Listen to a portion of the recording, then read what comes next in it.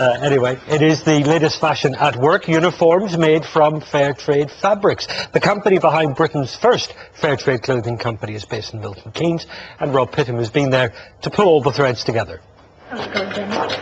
It's a company that follows the character and the ethics of its founder.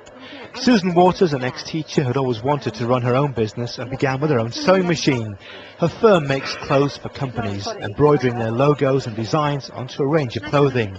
It was growing steadily, but took a radical change of direction when Susan spent time in an environmentally friendly community that's set up in Scotland.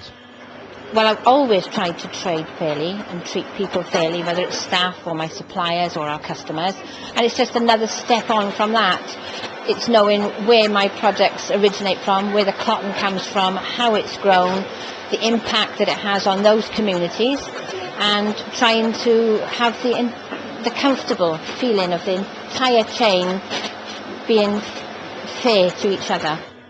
Now Susan sources Fairtrade goods wherever she can. She's even been out to India to meet her suppliers there, and back home has found a growing market. We have people out there that are committed, that are just thrilled to find us. So a challenge is finding them, but once they found us, they're just thrilled.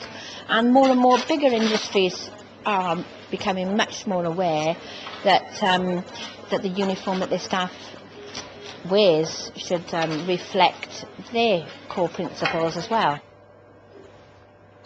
Even the coffee here is fair trade, and it doesn't just stop there, because take a look at the company's new range. Over here we've got a t-shirt that's actually been dyed with coffee, and this is an apron that's been dyed with tea. It's all part of Susan's attempts to make the business as organic as possible.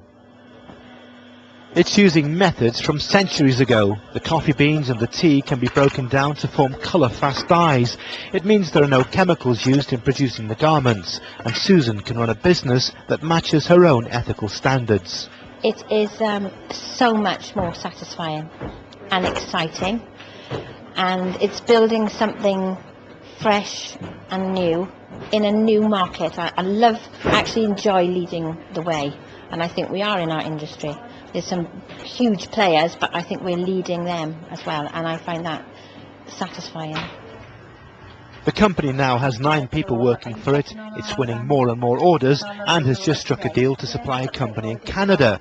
From a tiny part of the business 2 years ago, the fair trade organic ethos now accounts for 60% of output.